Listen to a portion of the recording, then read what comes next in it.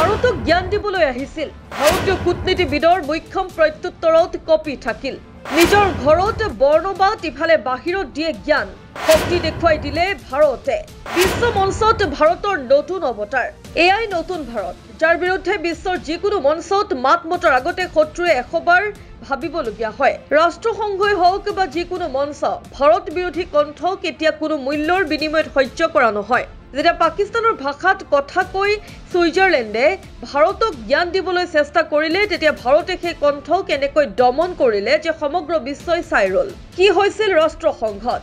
ৰাষ্ট্ৰসংঘৰ মানৱ অধিকাৰ পৰিষদত সুইজাৰলেণ্ডে ভাৰতক সংখ্যালঘুৰ সুৰক্ষা আৰু সংবাদ মাধ্যমৰ স্বাধীনতাৰ ওপৰত পাঠ শিকাবলৈ চেষ্টা কৰিছিল কিন্তু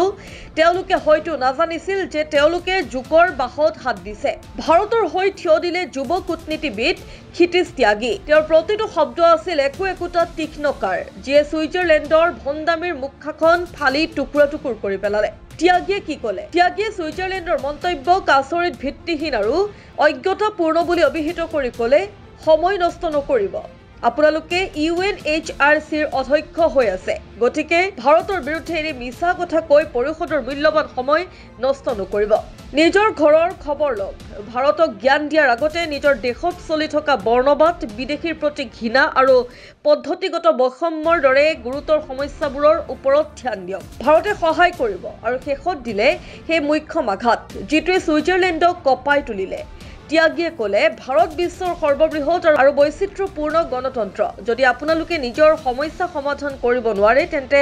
ভাৰতে আপোনালোকক সহায় কৰিবলৈ সাজু আছে এটো কেৱল সুইজাৰলেণ্ডৰ বাবেই নহয় পাকিস্তানৰ দৰে দেশৰ বাবেও এক ডাঙৰ স্বৰ আছিল ক্ষিতিজ ত্যাগীয়ে ইয়াৰ পূৰ্বেও পাকিস্তানক আন্তঃৰাষ্ট্ৰীয় সাহায্যৰ ওপৰত নিৰ্ভৰশীল এক ব্যৰ্থ দেশ বুলি অভিহিত কৰিছিল ভাৰতে পুনৰ এবাৰ স্পষ্ট কৰি দিছে যে ভাৰত বিৰোধী এজেণ্ডা য'তেই মূৰ দাঙি উঠিব ত'তেই তাক থেতেলিয়াই পেলোৱা হ'ব এআই নতুন ভাৰতৰ গৰ্জন আপুনি কি ভাবে কমেন্টত জনাওক আপোনাৰ মতামত